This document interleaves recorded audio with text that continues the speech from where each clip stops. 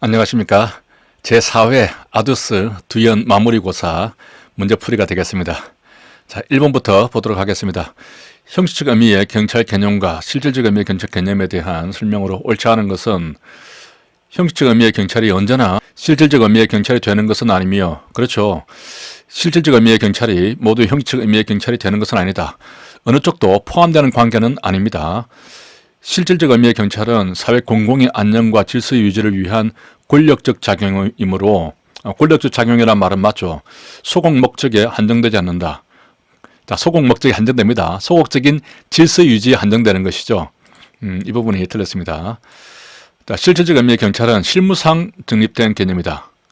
학문상 정립된 개념이죠. 실무상 개념은 형식적 의미의 경찰이 되겠습니다. 경제법 2조에 규정된 경찰의 직무 범위는 형식적 의미의 경찰 개념에 해당한다. 자, 이건 맞는 말이 되겠죠. 자, 이 형식적 또 실질적 의미의 개념과 관련해서 그림을 그려가면서 한번 정리를 한 적이 있는데, 다시 한번 정리를 해보면은, 자, 이렇게 형식적 의미의 경찰이 있고 실질적 의미의 경찰이 있으면 지금 어느 것이 어느 것을 포함하는 관계는 아니죠. 공통되는 부분이 있을 뿐입니다. 이렇게 공통되는 부분이 있을 뿐이지 서로 포함되는 관계는 아니고, 형식적 의미의 경찰에만 들어가는 것은 어떤 게 있죠? 수, 정, 외, 안, 서. 약간 성적인 표현도 되는데 수사, 정보, 외사, 안보, 서비스죠. 이런 기능들은 형식적 의미에만 들어갑니다. 공통되는 것은 보안경찰이죠. 보안경찰. 보안경찰은 어떤 게 있죠? 교통, 그죠? 생안, 해경, 또 경비, 이렇게 되겠습니다. 자, 실질적 의미의 경찰에만 해당되는 것은 협의의 행정경찰이죠. 협의의 행정경찰에는 건영위가 있죠. 건축, 영업, 위생과 같은 업무가 되겠습니다. 그리고 형식적 의미나 실질적 의미나 어느 것에도 포함되지 않는 것이 있습니다. 의원경찰이 있죠. 그리고 법정경찰이 있습니다. 이런 것들은 어느 쪽에도 포함이 되지 않는 것입니다. 자, 이렇게 하면은 뭐 기본적으로 정리가 된 것이죠. 그리고 여기 보면 형식적 의미의 경찰은 그 실정법상 의무죠. 형식적 의미의 경찰이 실정법이고, 그리고 실무상 정립된 개념이 되겠습니다. 자, 실질적 의미의 경찰은 어떻게 암기했습니까? 실질적으로 독학, 그죠? 조금 두 문자를 적어 보겠습니다. 독학, 사일하고 장명소 차렸다. 이렇게 기억을 했습니다. 독일에서 학문적으로 성립된 개념이죠. 이 실질적 의미의 경찰은. 그리고 사회 목적적에 한정되고 일반 통치권에 기초로 합니다.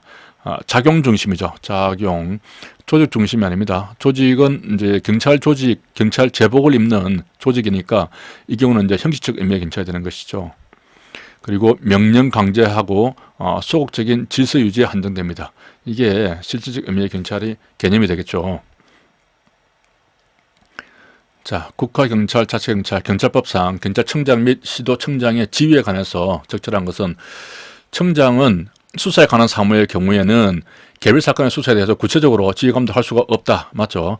다만 국민의 생신제, 공공의 안전, 중대한 위험을 초래하는 긴급하고 중요한 사건, 긴급하고 중요한 사건이죠. 이런 경우에 있어서 경찰의 자원을 대규모로 통합하는 등 현장 대응할 필요가 있다. 이런 상당한 이유가 있다. 직접 개별 사건의 수사에 대해서, 자, 직접이 아니겠죠. 국수본부장을 통해서 지휘 감독할 수 있는 겁니다. 수사에 관해서는 경찰청장이 직접 나서서 할 수는 없습니다. 그런데 비상사태 등에서 이게 전국적으로 지휘를 할 때, 그때는 이제 직접 지휘를 할 수가 있는 것이죠. 하지만 수사에 대해서는 직접 할 수는 없고 국수본부장을 통해서 할 수가 있습니다. 청장은 이에 따라서 개별 사건의 수사에 대해서 구체적으로 지휘 감독을 개시하기 전에 국경위에 보고해야 한다. 개시를 한 경우에 보고를 하라 이렇게 되어 있으니까 사전에 보고를 할 필요는 없습니다. 또 이게 긴급하고 중요한 사건인데 뭐 사전에 국경위에 보고해서 될 일이 아니고, 일단 먼저 한 다음에 이런 일이 있다 이렇게 보고를 하게 되겠죠. 그러면 이제 경우에 따라서 국경위에서는 또 어떤 뭐 건의를 올릴 수도 있고 그렇습니다. 자, 시도청장은 자치경찰 사무에 대해서 시경위의 지휘 감독을 받아서, 그렇죠, 시도청장은 시경위의 지휘를 받는다라고 되어 있습니다. 지휘 감독을 받아서 관할 구역의 소관 사무를 관장하고 공무원 소속기관장을 지휘 감독한다. 맞는 말이 되겠죠. 3의 경우에 있어서 시경위가 심의 의결할 시간적 여유가 없다, 또 곤란하다, 이럴 때는 대통령령으로 정하는 바에 따라서 시경위의 지휘감독권을 지휘감독을 하는 부분이니까 이것을 경찰청장에게 위임하는 것이 아니냐라고 착각하면 안 되겠습니다. 이러한 지휘감독권을 지휘감독을 받는 이 시도청장에게 다이렉트로 바로 위임한 것으로 보는 것이죠. 자, 직무대리 운영규칙. 이 직무대리 규칙도 이번에 실무종합에서 새로 도입이 됐기 때문에 좀 잘 봐둬야 하는 그런 부분이 되겠습니다. 자, 보면은 직무대리자는 본래 담당한 직위의 업무를 수행하면서 자격을 하면서 직무대리 하는 것을 원칙으로 합니다. 직무대리자는 부득이한 사정이 있더라도 대리해야 할 업무를 다른 공무원에 다시 직무대리하게 할 수 없다. 이 말은 맞는 말이죠. 이제 부득이한 사정이 있더라도 직무대리 한 것을 또 대리하게 할 수는 없는 겁니다. 그냥 직무대리 해제하고 다른 사람을 직무대리 시키면 되는 거죠. 근데 그 사람이 다시 재대리, 그러니까 복대리를 하게 할 수는 없는 겁니다. 규정에서 다시 직무대리 하게 할 수는 없도록 되어 있습니다. 직무대리를 직업 지정을 할 때 사고기간이 10일인 경우에 직무대리 명령서 발급을 생략할 수 있다. 이건 맞습니다. 그 사고기간이 15일 이하인 경우에, 이제 15일 돼 있죠. 15일 이하인 경우에는 이 명령서 발급을 생략할 수 있다, 이렇게 되기 때문에 뭐 10일인 경우라면 가능한 거죠. 15일을 좀 기억을 해야겠습니다. 15일이 나오는 경우가 별로 없는데 아무튼 여기서는 이제 15일이 나왔죠. 직무대리자가 사고가 발생한 공무원의 업무를 일시적으로 대리하는 것이므로 사고자의 모든 권한을 가지는 것입니다. 가지는 것이 아니라 모든 권한을 가지게 되겠습니다. 자, 이런 부분들 조금 잘 체크를 해야 되겠죠.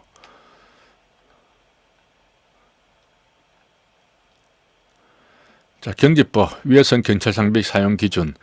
장비의 사용에 대해서 적절한 것은 경찰관은 범인의 체포, 도주 방지, 체도, 방항이 되는 것이죠. 이런 경우에 장구를 사용할 수 있다. 자, 여기 장구가 나왔습니다. 경찰 장구 나오면 항상 장구는 우리 농악대에서 쓰는 농악기인데, 장구 나오면은 현이 긴 뭐 가야금이나 검은고를 생각을 하라고 했습니다. 그래서 현긴, 그죠? 현긴이 나와야 되는 것이죠. 현행범이나 긴급체포 대상의 범인의 체포, 이렇게 나가야 됩니다. 그리고 체도 방항이 되죠. 방항인데 또 체크를 해야 될 게, 방어에서는 자다생신방입니다. 자다 생신 방해되는 것이죠. 여기에 뭐가 안 들어간다? 재산은 안 들어갑니다. 그죠? 재산이 늘어서 틀린 지문으로 나오는 경우가 있기 때문에 자다 생신 방, 이렇게 확인을 하면 되겠습니다. 이렇게 키워드를 가지고 확인해 나가야 되는 것이죠. 그래서 장구에 대해서는 틀렸고, 이제 범인의 체포 이렇게 나오는 경우는 이 장구 외에는 모두 범인의 체포 이렇게 나옵니다. 그 위해를 가할 수 있는 무기의 사용에 있어서는 뭐 긴급 체포 대상, 이렇게 나름대로 이제 단계별로 구분되어 있습니다만은 이 법 규정상에 보면은 장구에서는 현행범이나 긴급 체포 대상의 범인의 체포 뭐 이렇게 돼 있고, 나머지는 그냥 범인의 체포로 나와 있다 하는 부분을 체크를 해야 되고요.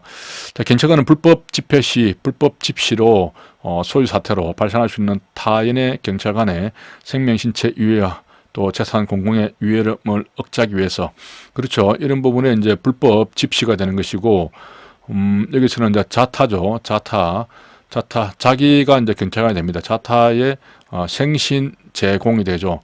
항상 그 불법 집시가 나오면 자다 생신 제공, 이 부분이 나옵니다. 자, 부득이한 경우는 시도청장의 명령에 따라서 가스차를 쓸 수 있다. 아니죠. 시도청장에 나오는 것은 살수사입니다. 그렇죠. 소중히로 살수, 불 끄는 것을 시도한다, 이렇게 기억을 했습니다. 그래서 소유 사태라든가 국가 중요시설이죠.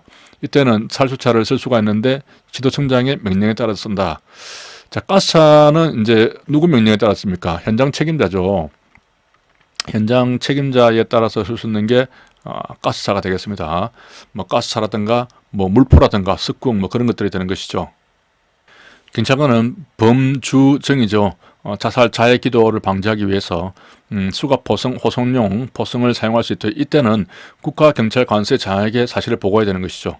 자, 범인, 주치자, 정신창자의 자살 자해 방지 위해서 쓸 수가 있고, 수갑 포승을 쓸 수가 있고, 이때는 국가경찰관서의 장에게 그 사실을 보고해야 되는데, 이 조항은 그 위해선 경찰 장비 규정에 나오죠. 그 위해선 경찰 장비 규정에서 이 국가경찰관서의 장이 나오는데 이때는 누구를 말합니까?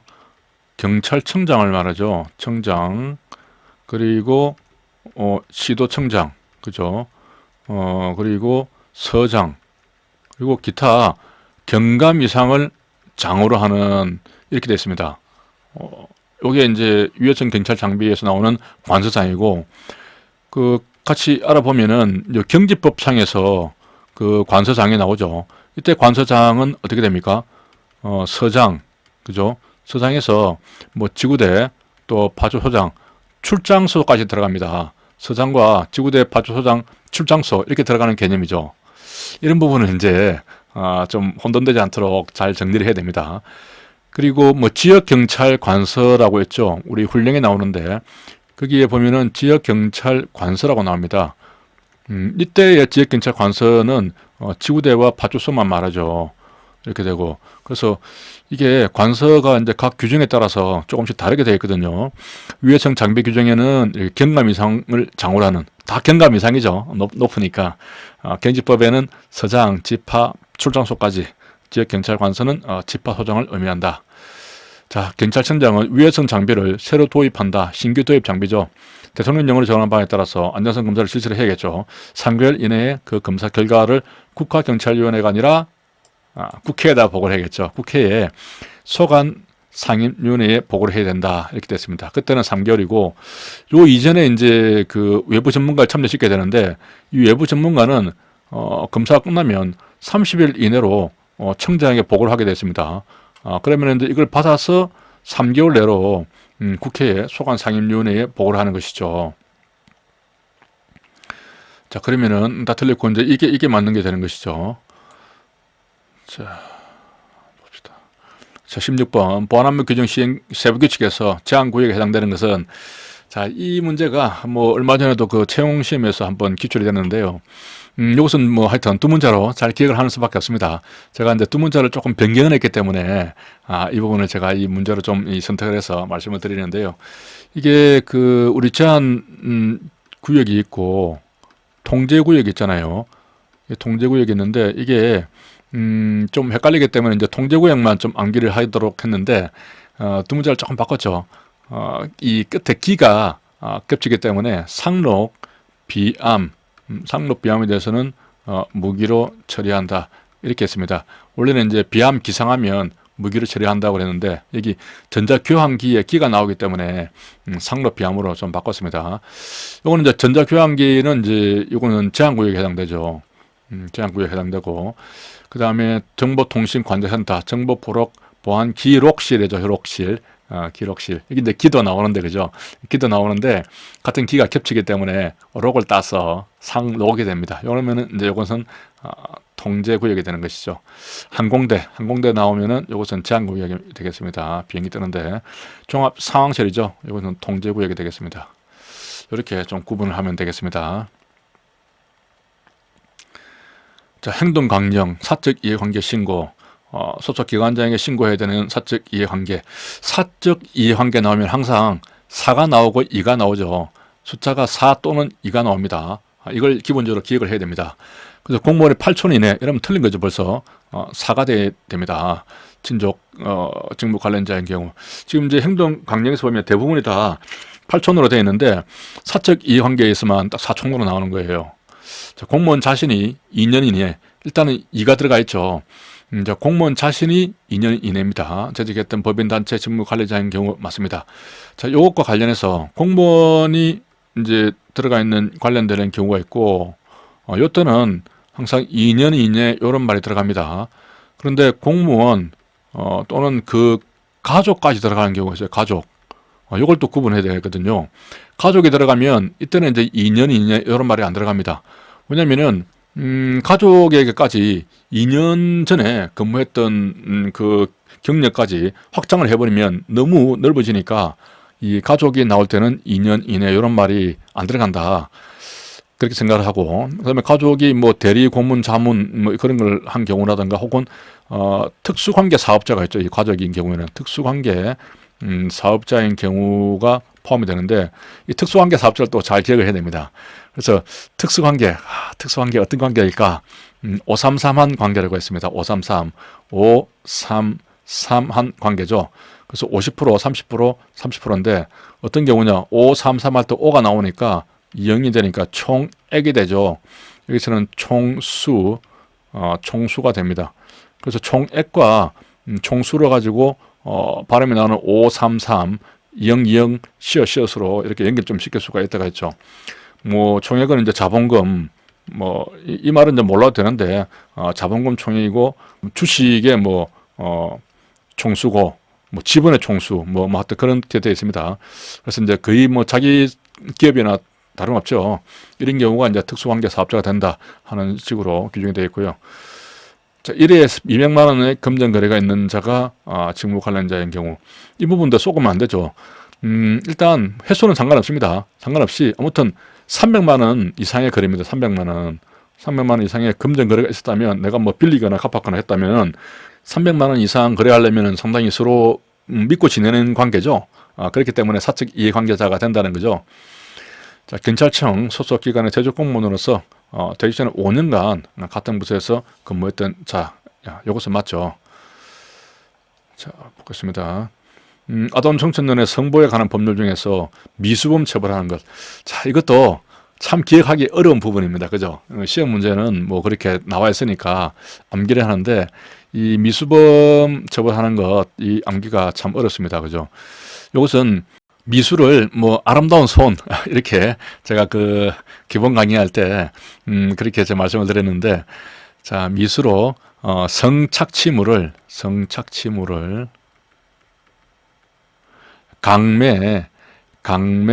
강요한다. 이렇게 기억을 했습니다. 자, 성착취물은 재수수한 경우만 포함이 되죠. 판매라든가 뭐 대여한 경우는 포함이 안 됩니다. 재수수한 경우만 들어가고 강은 이제 뭐 강간이라든가 혹은 추행 뭐 기타 등등 있습니다. 되게 많이 좀 있습니다. 종류가 요런 내용이고 매는 이제 인신매매한 경우고 요것은 이제 성매매를 강요한 경우가 되는 것이죠. 강요. 이런 경우가 이제 미수범으로 처벌이 됩니다. 그래서 이렇게 딱 기본적으로 암기를 하고 있어야 됩니다. 자, 그러면 성착취물에 대한 재수수이기 때문에 수입 수출이 들어가죠. 그렇기 때문에 이것은 되고 판매는 안 되는 것이죠. 그리고 강간은 됩니다. 그리고 팔도록 권유하는 것이 아니라 팔도록 강요하는 것이죠. 권유는 안 되고 그래서 이거는 안 되는 것이고 폭행의 협박 등으로 이렇게 합의를 강요했다. 합의 강요가 아니라 성매매를 강요하는 것이죠. 성을 팔도록 강요하는 것입니다. 합의 강요는 아니게 되겠습니다.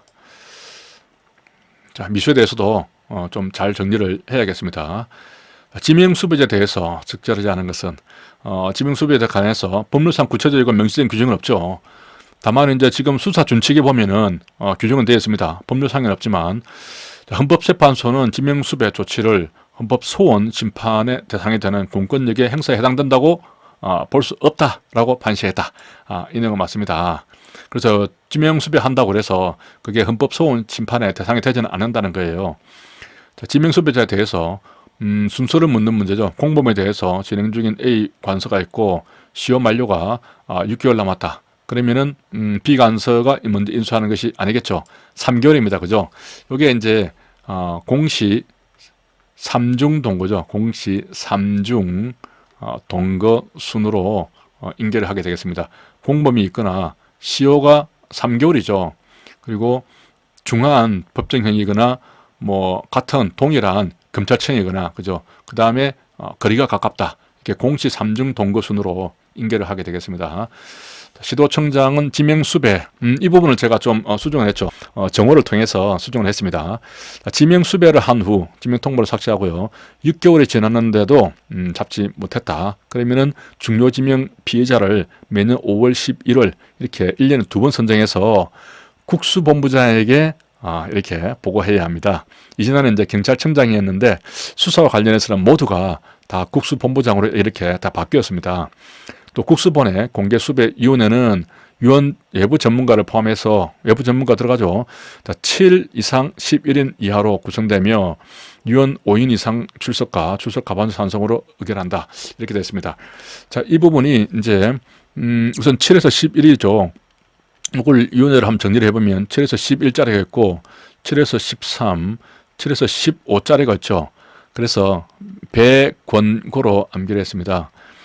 요 뒤에 것만 따면은 135죠. 135. 일본에 있는 사모님에게 한국 오려면은 배 타고 오시라고 배 권고합니다.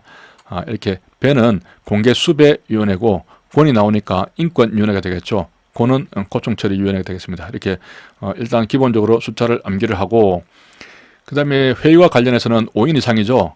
이게 또 좀 복잡하게 돼 있어요. 5명 나오면은 이제 독수리 오영재입니다. 독수리 오영재. 어릴 때 저희들이 자주 봤던 만화 영화인데 요즘 젊은 분들은 잘 모를 것 같아요. 독수리 오영재. 독수리 오영재는 지구를 지키느라 바쁘죠. 수배하려면은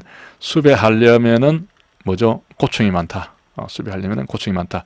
그래서 공개수배위원회도 5인 이상 이렇게 출석을 해야 되고 고충처리위원회도 마찬가지로 5인 이상 출석을 해야 되겠습니다.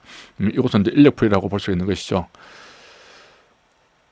자, 그 다음에 과학수사 넘어가고요. 사이버 범죄 유형에 대한 설명으로 가장 적절하지 않은 것은 해킹, 디도스 공격이죠. 악성, 정보통신망 침해 범죄이다. 자, 그렇죠. 이게 그 이론편에 우리 공제 이론편에 나오는데 침해 범죄가 있고 이용 범죄가 있고 그리고 불법 콘텐츠 범죄가 있죠. 콘텐츠 범죄. 그래서 침해는 이제 디도스 해악 이렇게 기억했습니다. 해킹이고 악성 프로그램 이렇게 되는 것이죠. 이게 이용 범죄가 너무 많기 때문에 이 침해 범죄하고 이 콘텐츠 범죄만 일단 기본적으로 기억을 하는데요. 이 콘텐츠 범죄는 제가 음모도로 했는데 보니까 사이버 스토킹이 있더라고요. 음모도.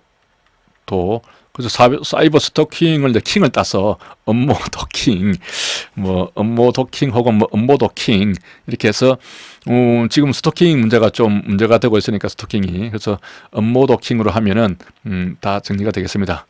자, 그런 관점에서 이걸 보면은 피싱, 파밍, 스미싱 이런 것들은 이용 범죄가 되겠죠. 사이버 음란물, 음이 들어갔죠. 그리고 사이버 도박, 음모도할 때 모욕, 그죠? 모욕 명예훼손 들어갑니다. 이것은 음모도킹은 불법 콘텐츠가 되겠습니다. 맞는 내용이 되고, 자, 사이버 저작권, 이것은 이용 범죄가 되겠죠. 스팸 메일, 사이버 스토킹은 이제 킹이 들어가니까 불법 콘텐츠 범죄가 되겠습니다.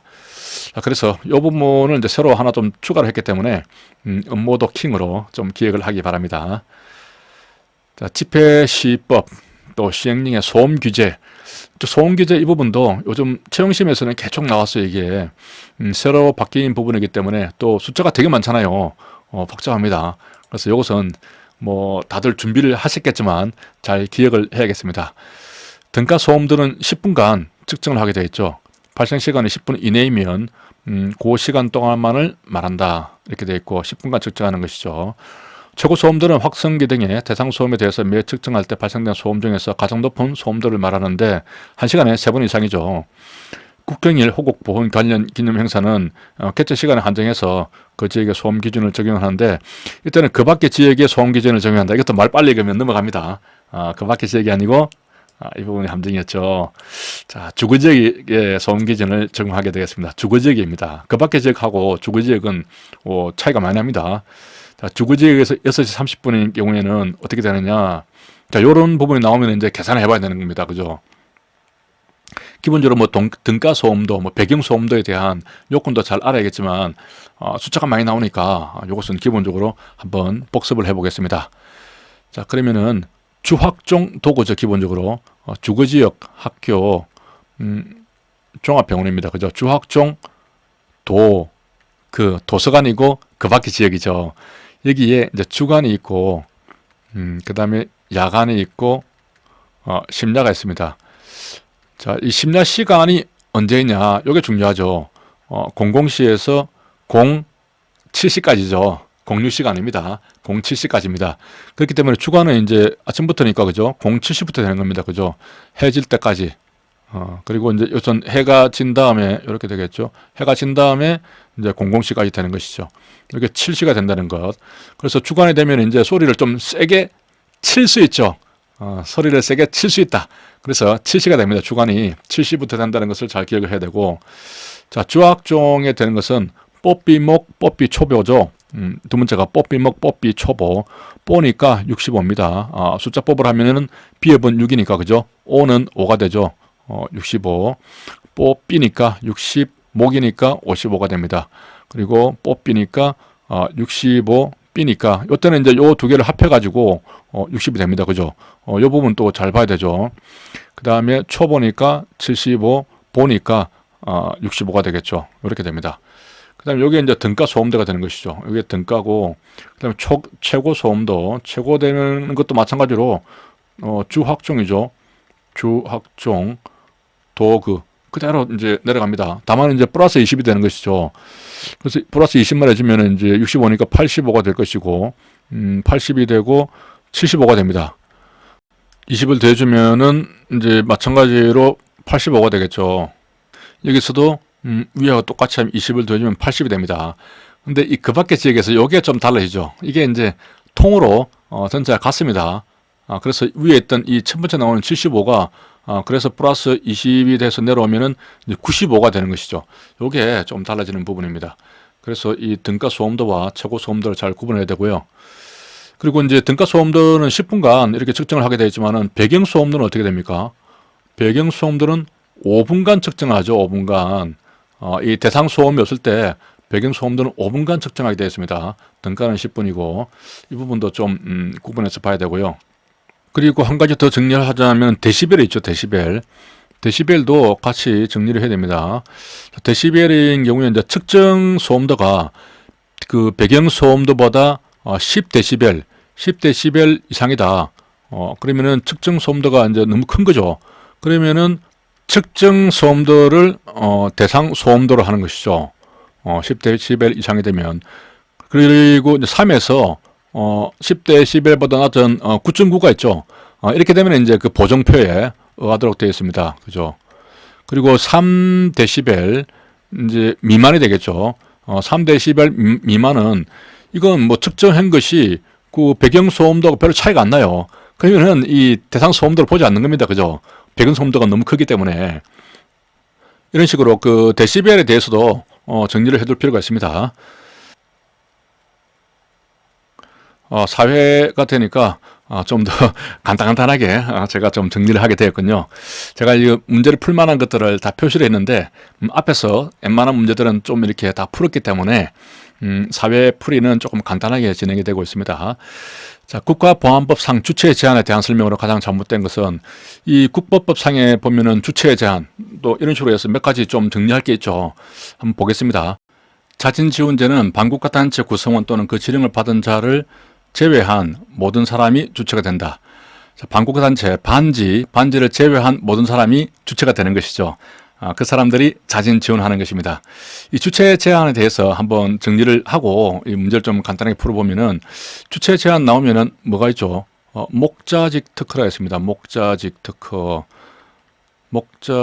특허인데 여기서 이제 이 목적 수행자는 그 반국가 단체라든가 그 지령을 받은 사람이 있죠. 반지죠. 반지가 되는 것이고 자진 지원자는 이 반지를 지원하는 것이니까 반지를 지원해야 되니까 그 이외의 자가 되는 것입니다.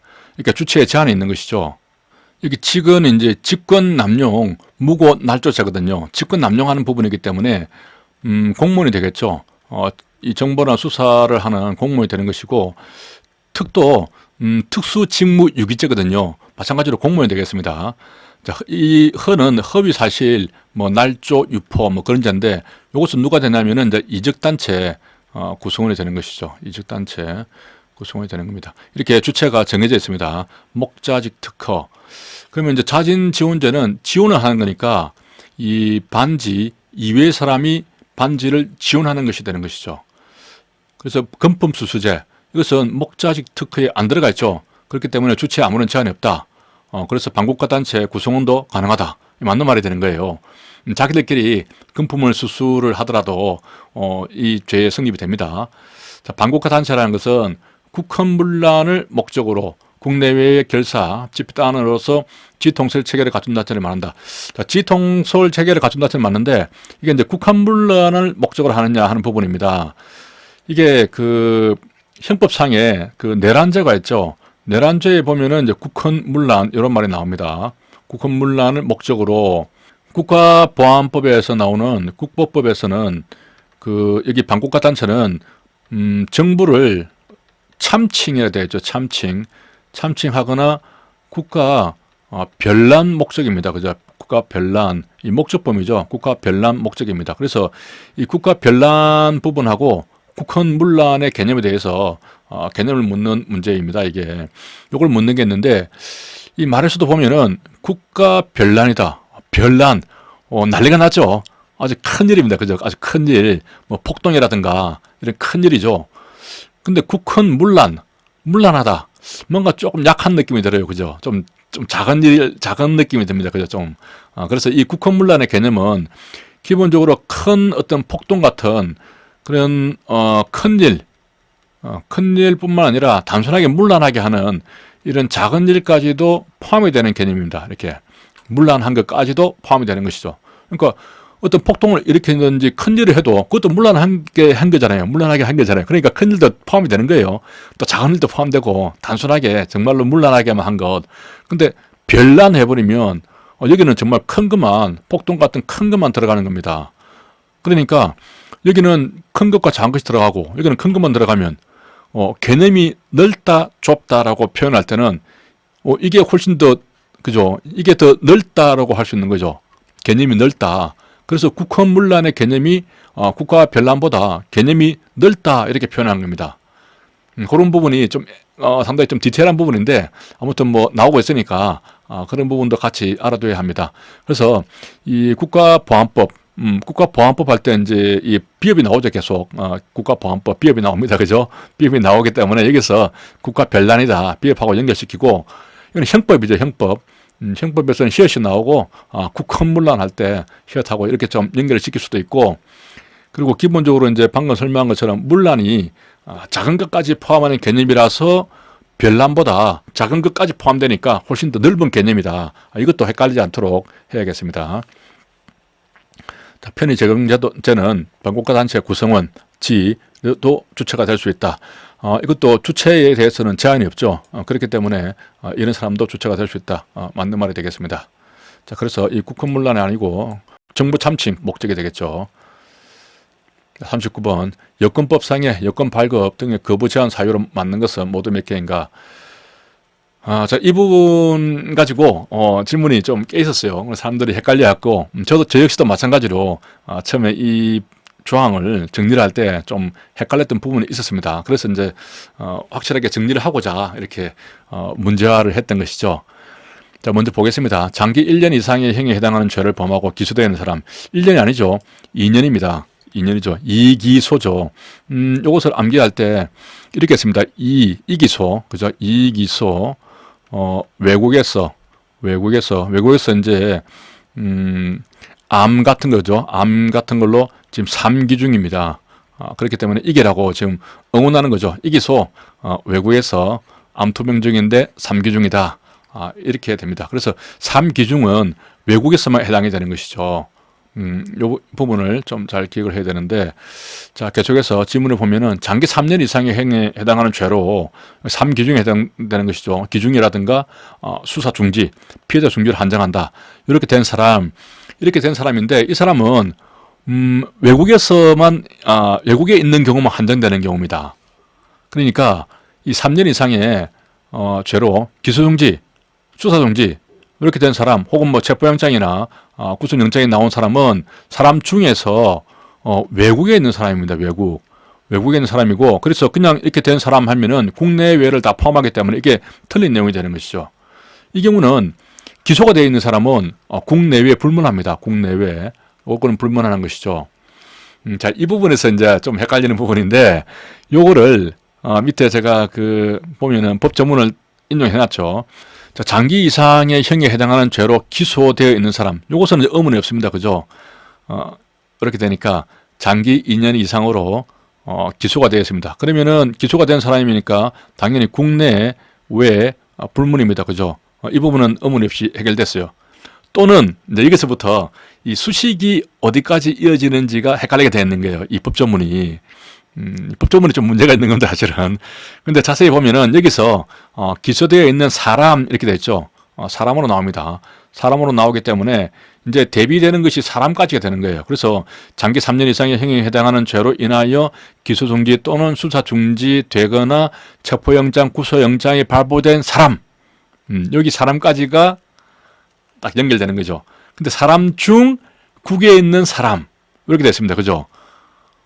그러니까 이게 중간에 끊으면 안 되는 거예요. 이게 연결이 쭉 계속 연결돼서 모든 것이 다 이 사람을 수식하는 겁니다. 이 전체가 다 한 통속으로 연결되는 것이지 중간에 뭐 되거나 이렇게 돼가지고 뭐 되거나 있다 그래서 여기서 끊어준다든가 이렇게 하면 안 되고 전체가 다 연결된 요게 요런 사람 이렇게 되는 겁니다. 왜냐하면 앞에서 사람에서 끝났기 때문에 요런 사람에서 일단 끝났잖아요. 그죠? 그 다음에도 요런 사람 이렇게 끊어줘야 되는 거예요. 그래야 이제 법이 이 국어가 맞는 겁니다. 국어가. 그래서 요런 사람 여기까지만 딱 돼버리면 이제 그런 사람 중에서 국외에 있는 사람이니까 그죠? 그 다음에는 정리가 되잖아요. 그죠? 그래서 이게 보면은 헷갈리게 됐어요. 어디까지 수습이 되고 어디서 끊어줘야 될지.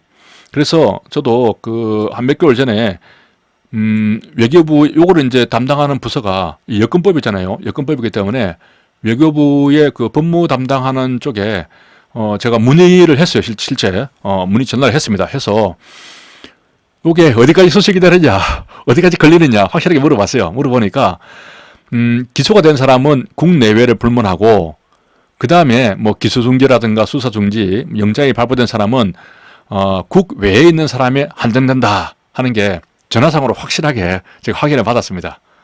그렇기 때문에 이것은 헷갈릴 필요가 없습니다. 분명합니다. 이렇게 좀 끊어서 이해를 하면 되겠습니다. 그러니까 이렇게 되면은 이제 조금 문제가 있을 수가 있어요. 제가 그 해설지에도 잠깐 그 설명을 했습니다만은 그러면은 이제 요 사람은 국외에 있는 사람이잖아요. 기소중지, 수사중지, 체포영장 발부된 사람은 국외에 있는 사람입니다. 국내에 있는 사람인데 체포영장이 발부됐어요. 그러면 그 사람은 기소된 사람은 아니잖아요. 아직 그 체포영장이 발부됐으니까 그 기소는 안 됐죠. 단순히 기소중지만 돼가지고 체포영장만 발부됐습니다. 근데 국내에 있어요. 그럼 그 사람이 여권 발급 신청하면은 여권 내주게 돼 있는 거예요. 지금 법상으로는. 그러면은 이 사람 그럼 여권 받아서 비행기 타고 도망갈 수도 있겠네. 맞습니다. 도망갈 수도 있는 거예요.